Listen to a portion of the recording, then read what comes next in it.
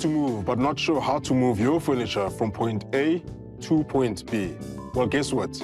We've got the solution. Uncensored, together with Drop It, which is a furniture removal company, have partnered up to bring you an exciting opportunity where you can win a free move. Whoa, that's really an exciting opportunity, Bratamza. So just a little bit of background on Drop It. So Drop It is a reputable furniture moving company here in Africa, and their services include the following: goods in transit insurance, a trained driver to transport your goods from point A to point B, fixed and guaranteed prices. You can also track your goods on long-distance trips. Now here's another exciting opportunity. Stand a chance to win one of 3 local moves. To win, simply comment your pickup and drop-off area in the comments section below. But that's not all. You can also stand a chance to win 2 nights away with 2 people in Northwest Brits, including a boat ride for 2 hours. To enter, you will need to refer as many people as you can to the Drop It Facebook page, and the people that you have referred will then need to comment your name in the comments section below and also like the page. However, the winner will only qualify if they are also following the page. So then this begs the question, why Drop It? Simple, because they drop everything that they are doing to come help you with your move. Hello. Good day, everyone. How's everyone doing? Thank you so much for joining us. Welcome to another episode. Welcome to Uncensored _ the truth about money. We're so excited to be here. We're in the first week of September, and it's great. Springtime. So, Brother Sams, how are you doing? 100%. For some reason, I always forget to introduce. No, man. I'm part of the furniture, so I don't need any introductions anymore. It's like, let's just go. Only when it's questions, I'm like, oh yeah, Brother Sams. So, question number. No, I'm part of the furniture, man. I'm part of the furniture. How you doing? I'm good, man. How are you? Great, thanks. Your new studios? It looks great, eh? Gets better every time. No. So we are a week late with this topic. So we're talking about BRICS. Yeah. We had done a topic before, but this was way before the BRICS Summit that took place last week 100%, at Sentin Convention Center. Yeah. So now it's just literally just a follow-up and a little bit more in-depth in terms of what BRICS is really about and what took place last week at Sentin. Let's get right into it, Brett Hamza. So the origin of BRICS. So what I think the first episode we did discuss what is it, and but when did this start? When did this come about? Yeah. So basically, the BRICS is. It's not the singer BRICS who's in prison. South Africa is no chill, man. The memes that have been coming out. Yeah, so the BRICS is literally Brazil, Russia, India, China, South Africa. So they came together and said, guys, how about we, form a structure where we can, share certain insights, ideas, not excluding technology, data, political influences, and, the whole socio-economic environment on how can we better each other's economies, how can we better each other as people, within this sphere. So it's been running, I think now this year was the 13th, 15th annual one. So it's run every single year. So every single year they meet up. So this year, Putin wasn't around because South Africa and the other allies. I wanted to see what was going to happen. I actually saw a video where it says, I think on Monday, technology is something else, social media. It shows Putin flying onto an airstrip and, coming out of his private airplane. And it says, Putin has landed in South Africa. I'm like, what? Putin has landed. So after all of that stuff we've done, we went through with the ICC. I'm like, so I'm Googling it. I'm like, nah, man, this can't be true. All of a sudden it starts, the BRICS started. I think it was on Tuesday. Started on Tuesday. Yeah. So it started on Tuesday. And now he's live, he's doing. I'm like, yes, the social media can get a lot of people into trouble, So man. So it's. I think it was a success, and more countries actually wanted to join, but I think we'll cover that as the, as the episode goes. So man, it's basically one of those forums, if we put it that way, where they don't want to be aligned, with the Western culture of doing things, the NATOs of the world, but they really want to, start something, especially with developed countries, because most of these countries are all developing countries, to say that how can we help each other out, with this, with the, minerals that we have, the resources that we have, how can we strengthen each other's ties and so forth, but yeah, I think it will be a success. This one was a success, and yeah, I think we'll speak about it more as, we go into this topic. So basically, it's a blog that was started by developing countries Yeah. to help each other develop, Yeah. basically. That's dope. And then their main objective is basically to help each other develop and not depend so much on the Western countries. So it's not literally not depending, because we, South Africa actually exports more of its products to the USA. So they say something like, when they're comparing it to China, India, and Russia, so we still have strong ties, or we still have strong socioeconomic, strengths with America more than the other guys. But it was to say, guys, how do we form something with us developed countries where we can uplift one another and not really rely, I think the word is rely on these other countries to assist us, because we know that some of these countries have taken advantage of us. They've sold us fool's gold, and they've actually came into our countries and taken our minerals. So it's just to say, all right, guys, let's just, level the playing fields and let everyone be fine. Let's all be fine. Let's not have one superpower over another one. Although we know how the world works, but let's try all be on the same, playing field. Is that not a concern, though? Considering the fact that now it's almost like, does it not make us seem like we are double-minded, like we're on the fence? Because obviously, as you said, there's a great deal of imports, of importation of our goods that we are dealing with the Western, and then ngapha we are. We've got our hand on the BRICS bloc.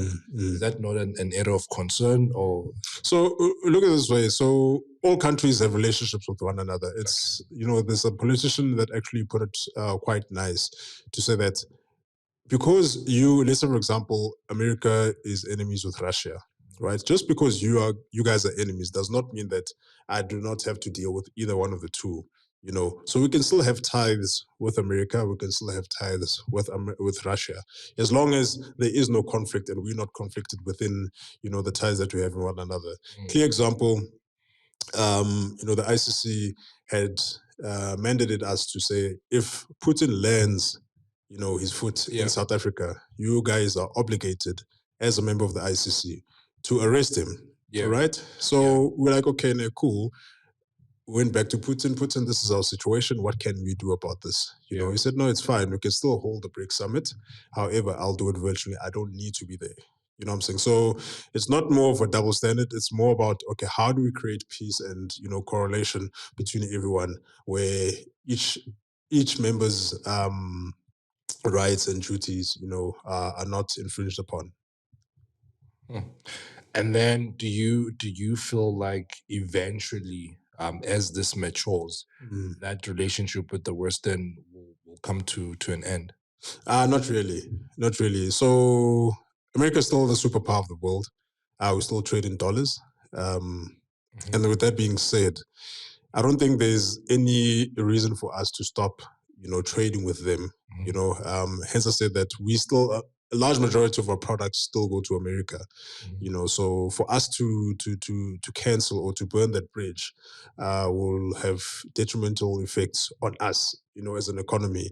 So I think going further, it'll basically mean that South Africa will have an upper hand in certain things. That will have power to negotiate on certain laws or certain trade agreements. As opposed to now, where we feel like I think I was listening to this other video, and Ramaphosa was just saying to the Western world, guys, please don't treat us as slaves, or please don't treat us as beggars.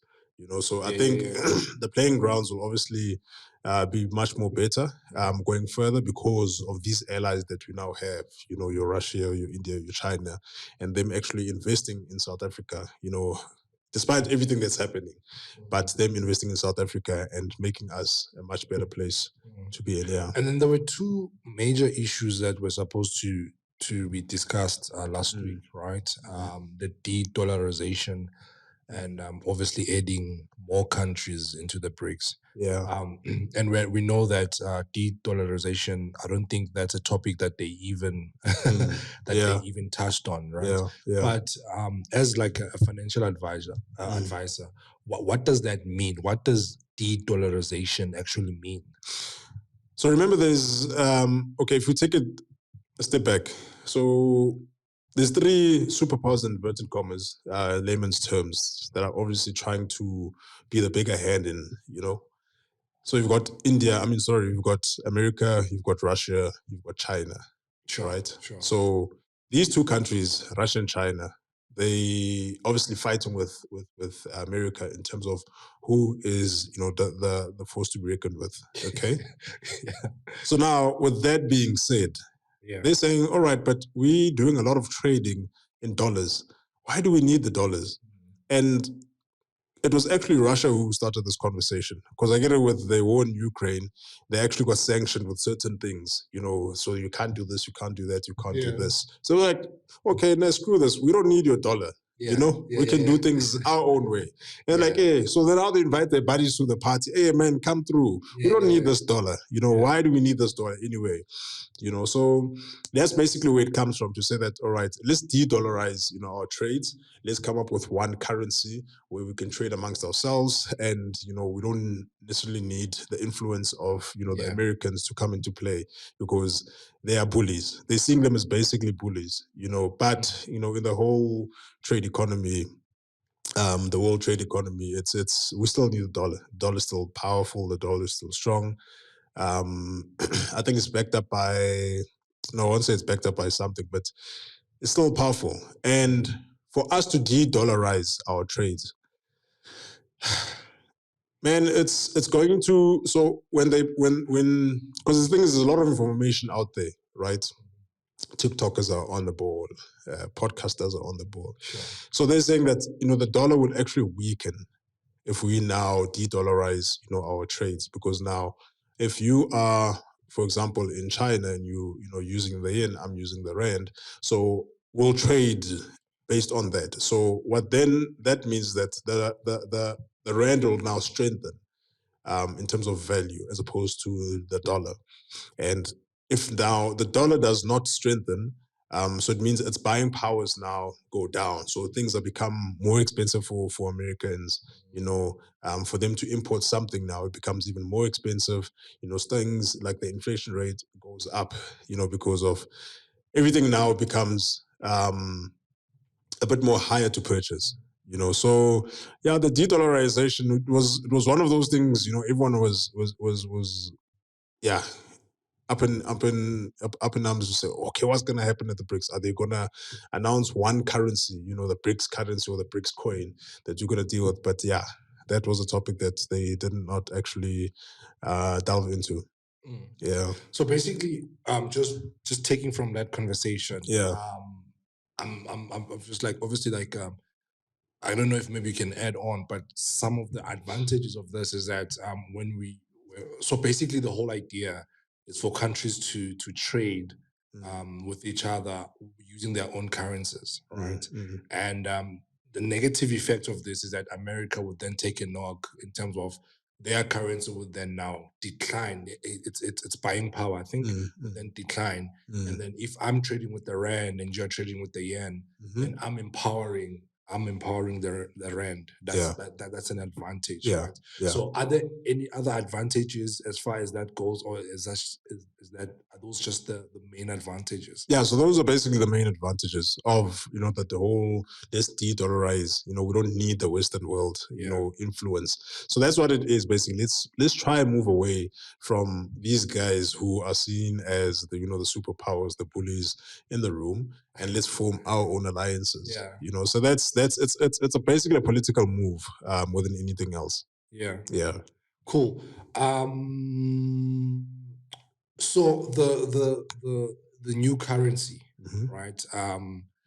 Do you feel like there would be any sort of like advantage to it if BRICS if they came out last week and be like, okay, cool, there's a new currency which is the BRICS currency. You know, what would this mean for our economy? Yeah, look, if there was a new currency, let's call it a BRICS coin. BRICS coin, yeah, BRICS coin, yeah. I don't think, looking at obviously them not putting much emphasis into the whole, new currency. Yeah. Because remember, these people are very smart, talk about world leaders here. I don't think it would have had a positive effect, let's say, for example, as us South Africans who are developing. Because as I said earlier on, we still do a lot of trading with America, okay? Yeah. So now it means that if we're de-dollarizing everything, now we're adopting this new coin now, what's going to happen with this relationship that you have with Americans? And we know that if America coughs, the whole world gets the flu. Sure. So now I think that's one thing they were just trying to be aware of, to say that, all right, yes, it sounds nice, it sounds great, this whole new coin, but in retrospect would actually be to our advantage if we adopted this new coin. So for me, I think the dollar is still relevant. I think the dollar is still powerful. I think it's still the currency that a lot of trades, within the world, they're using. So if we now, because remember, there's not a lot of countries that are still part of the BRICS. Yes, there are superpowers like China and Russia, but it's not the entire world that's part of the BRICS. So now, if we now adopt this coin now, what's that gonna mean with all our, trade agreements and, relationships with all these other countries that we've been doing trades with through the dollar? So now we'd have to go, like, if let's say Canadians. So now we have to form a new relationship now with them and form new, let's say, a currency as well with them as well, to say that, okay, guys, how are we going to do this? Because previously we used to trade with the dollar. Now we're not trading with the dollar anymore.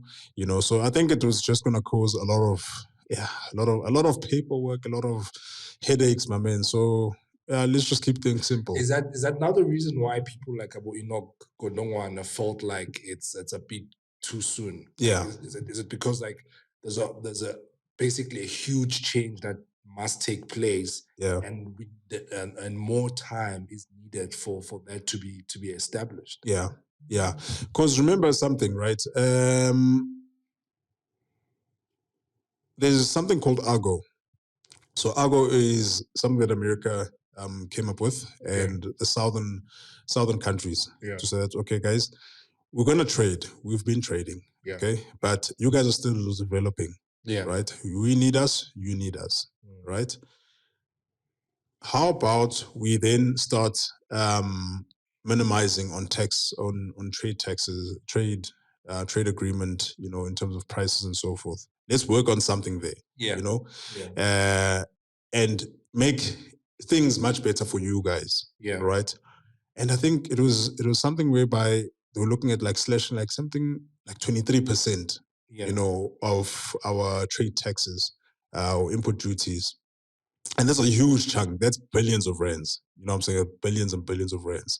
So now it meant that if we now formulate this BRICS coin, I think that's why even the Enoch didn't entertain this whole new currency. If we now entertain this new coin, what's going to mean with this whole ARGO agreement?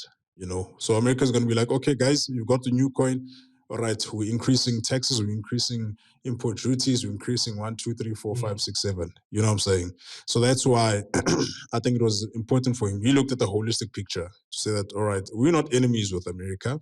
I mean, we've complied with the ICC right now by not having Putin in. So by us doing that, guys, we want peace. We don't want war. Peace, my chair. Without problems. Sure. Yeah, man. So I think that's why he didn't entertain, the whole, hey guys, let's talk about this new currency. Because America was paying close attention to everything that was being said in the BRICS, especially pertaining to them and the whole de-dollarization thing. But yeah, I think that didn't come to fruition. So let's not, it was fine. let's focus on what actually happened, not what could have been. Yeah. Yeah. So the obviously we know this, right? They Mhm. were set to introduce more. I think they said 40 countries that have applied for BRICS. Yeah. But they only approved 6. Mm. Do you still remember the 6 that were added? Yeah, to name a few: Saudi Arabia, Egypt, what's the other one we were speaking about earlier? Argentina. Yeah, just coming on the other 3.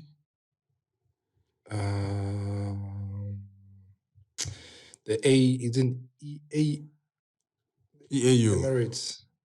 Yeah. Okay, let me try and get them quickly. It's called BRIC Plus now, hey.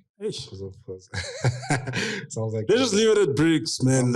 What are BRICS Plus? Now, what happens next year when 6 other countries now? BRICS Plus Plus. BRICS Plus Plus. Plus squared. I guess it was just... So, but do you feel like this was a strategic move, though, especially to add like these specific countries, considering the fact that there were about like 40, I might be wrong, but about 40 countries that showed interest into the BRICS? Yeah, I think it was a strategic move. I mean, looking at all of these countries and looking at their GDP, their influence in the world. I mean, look at Saudi Arabia, for example. Look at the UAE. Look at Egypt. So all of those, I think, all of those parties, it's all about a strategic and political move for them to be invited, to the party. Yeah. I know also Zimbabwe also put in an application. I think that was still okay. That they haven't agreed to that because those are the ones that are final. But I think with them, I mean, as we say that these are clever people. These are the the big dogs, of the world, if we may put it in the street term. So for them bringing into the party, they won't just say, okay, I know. Madagascar, you want to come in? Guy, come in. Obviously they have a certain criteria to say that, all right, we want to see this, we want to see that, what's happening in your country, what can you bring to the table? Because obviously it has to be on a barter system, it's not just us taking all the time, what are you also giving on your side as well, So I think, there are quite strict criterias of why they had to approve the ones that they approved.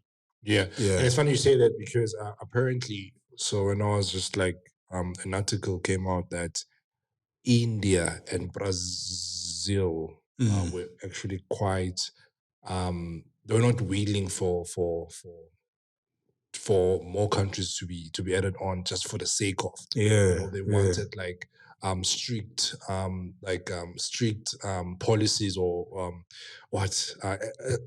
they wanted a strict criteria to say, okay, cool, joiner, so it's not, so that it doesn't become just a thing of for the sake of joining, what I'm saying, but there must be something solid to say, stricter policies for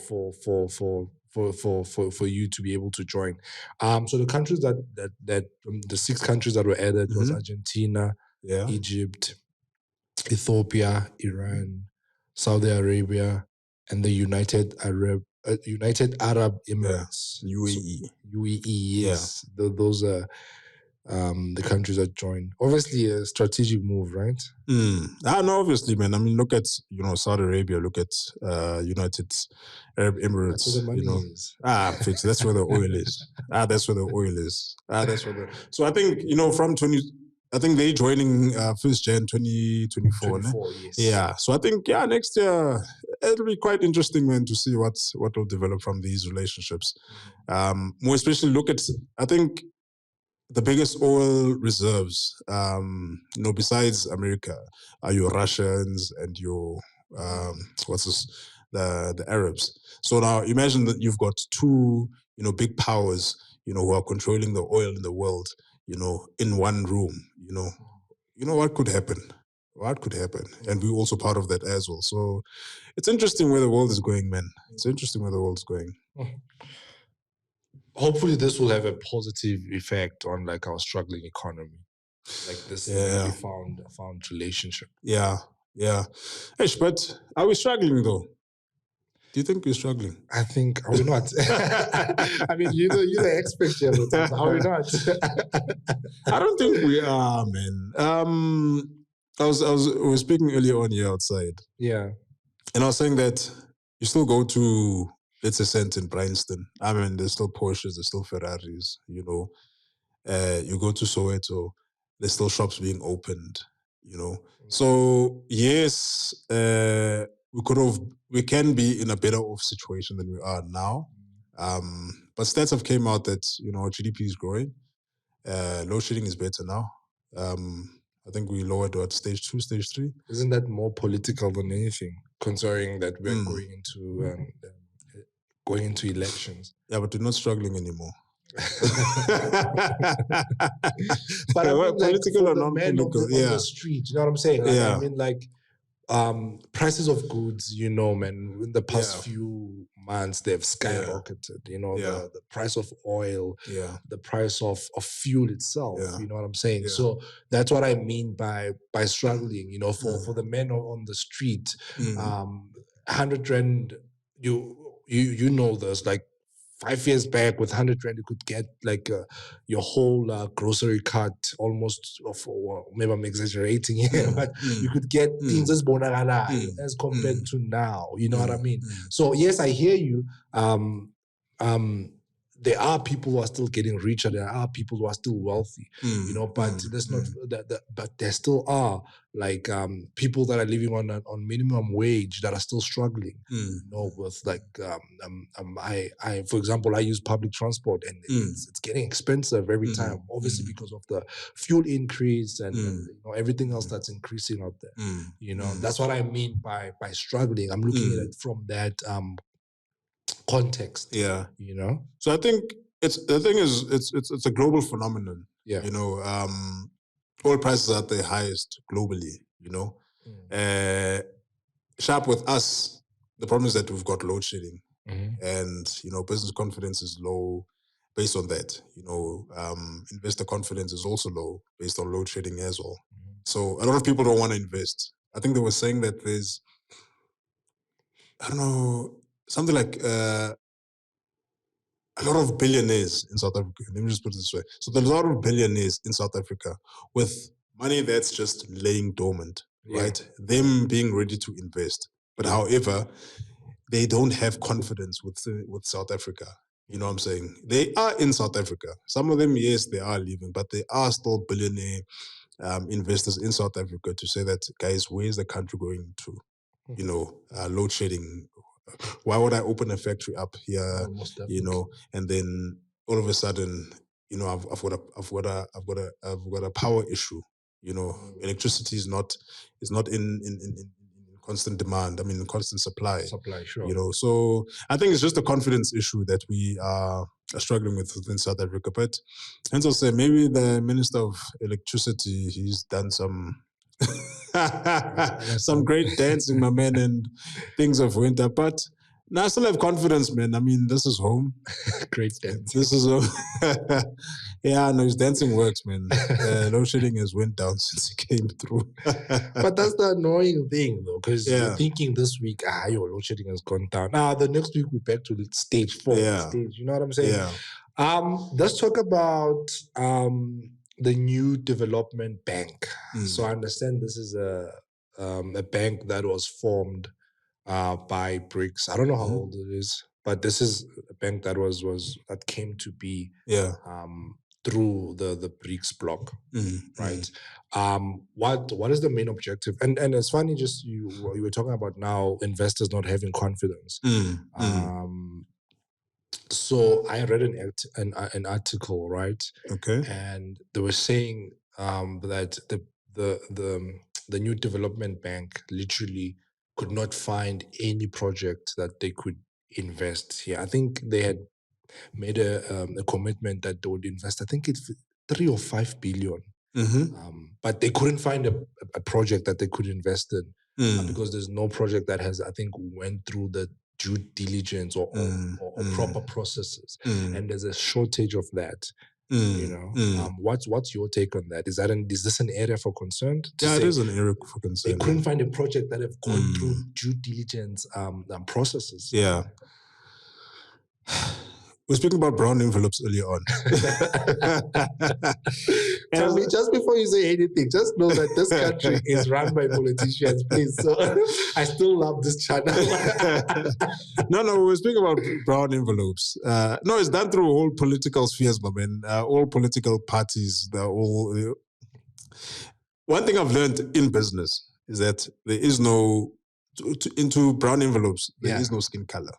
Let's put it that way. I think then you are safe to speak about brown envelopes because it's everyone who's doing brown envelopes, right? But it's became such a norm that it's like formed part of business culture. Yeah. You know what I'm saying? For me to put up a structure somewhere, in the middle of, let's say, Sandton City, I've got, 100 million rand. I want to build a hotel that costs 80 million rand. It won't just be like, clean process. There's brown envelopes that need to, pop out the put. So I think that's why the development bank said, guys, for us to fund a project, yes, this is an investable country, right? I'm still developing. There's still a lot of money that can be made. But these are the due diligence processes that we need to follow and adhere to, right? And if they not adhere to, we can't invest, sorry. But, as you say, it's politically. Once we say, right, we're building something, Minister of infrastructure, okay, now what do I get from this? Okay, for you to get the rights for, water rights, if we put it that way, what can I get? I can make things quicker for you. So maybe, corruption also maybe played a role in them not finding funding, because it's not about, I think that whole statement, it's not about the fundable projects that they're not finding. It's just the due diligence of those processes that did not, fulfill their mandate. And to think they're saying that there's a shortage of that. You know what I'm saying? So it just goes to show. I mean, we were speaking about grey listing the other time, and they're saying no, we've been put on that list because our corporate governance, our laws, they're not up to standards. Our anti-money laundering laws, they're not up to standard because of business practice. Business, and it just shows you, my man, how deep this thing is, because we've got, development bank. How much does China have? How much does Russia have? How much does India have, my man? And these guys have money to say, the guys, let's invest in South Africa to make South Africa a better place. But the due diligence process. But this is good though, Hamza, because now we will be under pressure. Now we will be held accountable. You know what I mean? To say, for us to get money to do this, we need to get our ducks in a row. We need to do things. The money is there. Yeah, the money is there. They wanna, because they have made a commitment. They pledged to say, we're gonna give South Africa these few billions, so that, you know what I'm saying. But now they're like, okay, hold on, we can't just be Father Christmas and give you money. Where is this? Has this been done accordingly? But I saw as well, I read an article that they funded, they gave a loan to the waters, to the what? Water sanitation. No, the water project in Lesotho. Okay. All right. Yeah. Okay. I saw. I think I read an article on that. Okay. But this is good, for us to be right, to be proper. So there's a light in the end of the tunnel. Right. There's a light in the tunnel. Cool. So the World Bank, so that's owned by the Western. Yeah. And then now inevitably it's owned by, they say it's a World Bank, but yeah. And then as we just mentioned, the New Development Bank, that's under BRICS, yeah, obviously to help developing countries, especially the BRICS countries, right? Dope, right? I think that's all that I have for you, Bratamza. Hopefully there's some good that comes out of it. I'm glad that because I think when 2 days when after the BRICS Summit started, there was just a lot of talk, and I was afraid that it will just end up being another, for lack of a better word, another talk show where we're just talking until we come, But I'm really glad that something came out of it, especially this, where more countries were added into the BRICS, and hopefully we have something beautiful come 2024. Yeah, I mean, to think about 40 countries, put in the applications, it just goes to show how much confidence they have with this, BRICS group. So with that being said, there's positive stuff happening. I mean, you look at Africa, African leaders are now waking up to say that, no, guys, you can't mine in our countries, but yet we're still poor. You're mining all the important resources, that make this world function. But yes, we still have poor people. How about we give you the finished goods, buy the finished good from us, teach us how to make certain things from these raw materials. I mean, look at, for example, Nigeria. I mean, they've got oil for days, my man, but look at the state of Nigeria, how it is. And obviously this is influenced by your Western countries in Europe, So I think Africa's waking up. These are the guys, enough is enough. We also want part of the slice of the pie. So yeah. It's funny you say that. There was a picture, I'll try to find it. There was a picture circulating that was written, I think, I forgot the author. But basically was saying that in 100 years' time, India, I think it was India, Africa, just forgot the third one, that they would eventually wake up and realize how much the Western are exploiting those countries. And it feels like, I think it said on the thing, like, I think 94 years later or something, it feels like now that prophecy is coming into being, where those countries are now standing up and realizing with Norman, we've been taken for a fool for the longest of time. And it's exactly what you were saying. So I mean, there's hope, man, that Africa will rise, as we always say. I will still rise. As we always say, So I will still rise. But Samza, thank you so much for your time, man. I truly appreciate it. I think that's it from me. That's it from my side. I'm good, man. I'm enjoying the new studio. This has to be our new home. Now we are pressed for time. Now. It's not like we can't just chill now. Don't worry, man. We got the whole day. Got the whole day. Thank you so much, guys, for watching. We truly appreciate it. Thank you. Don't forget, we are on Instagram as well as TikTok. On Instagram, we go by uncensored_the truth about money. And then on TikTok, it's uncensored_financial edu.